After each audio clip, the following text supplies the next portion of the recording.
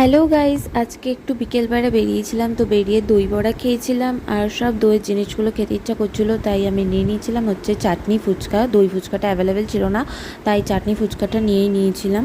তারপরে বাড়ি এসে হচ্ছে খেয়েছিলাম দুটো 5 স্টার, যেগুলো হচ্ছে বার্থডের ওই জন্মদিনে কি সেলিব্রেশন ছিল, তো সেগুলো খাওয়ার পর একটা ক্যাম্পা খেয়ে নিলাম। তো এটাকে যখন আমি ফার্স্ট শুনেছিলাম তো আমি চম্পা বলেছিলাম।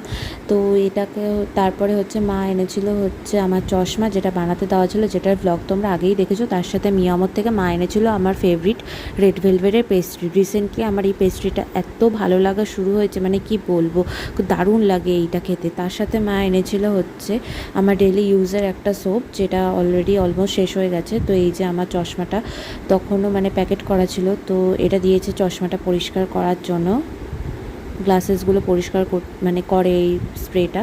তো চলো এবার আনবক্সিং করে তোমাদের সাথে দেখাচ্ছি।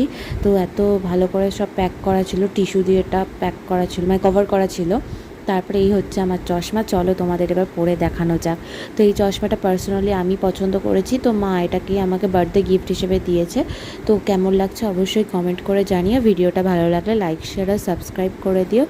আর তারপরে খেয়ে নিয়েছিলাম হচ্ছে একটু চিপস, যেটা হচ্ছে আমি একদিন বাজার থেকে আসার সময় মা আর আমি নিয়ে এসেছিলাম। তো that's it, thanks for watching guys. অবশ্যই লাইক শেয়ার আর সাবস্ক্রাইব করে দিও।